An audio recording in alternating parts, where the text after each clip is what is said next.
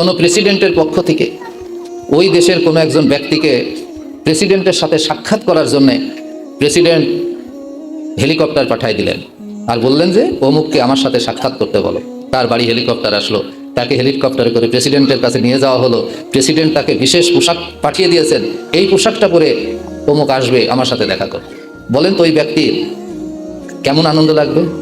স্বয়ং প্রেসিডেন্ট তাকে হেলিকপ্টার পাঠিয়েছেন। আচ্ছা, তার সে একজন ইমানদার হিসেবে জান্নাত থেকে আল্লাহ আপনার জন্য ফেরেশতা পাঠাবেন, প্রেসিডেন্টের হেলিকপ্টার পাঠানোর চেয়ে কি আল্লাহর ফেরেশতা এসে আপনাকে আপনার বাড়ি থেকে নিয়ে যাবে, এটা বেশি মর্যাদার না? কি বলেন, সবাই বুঝেছেন? আপনি কি চান যে আপনার মৃত্যুটা হোক জান্নাতের ফেরেশতারা আল্লাহর পক্ষ থেকে এসে আপনাকে নিয়ে যান? এটা চান? কারা কারা চান? হাত উঁচু করেন তো দেখি। আল্লাহুম্মা আমিন। হাত নামান। শুধু ফেরেশতা আসবে না, ফেরেশতাদের মধ্যে একজন ফেরেশতা হবেন প্রধান ফেরেশতা, যাকে বলা হয় মালাকুল মউত, যে আপনার জান কবজ করবে।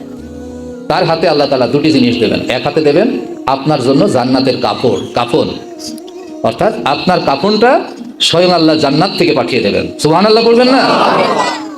আরেকটা হলো সুবাস, আরেক হাতে সুগন্ধি।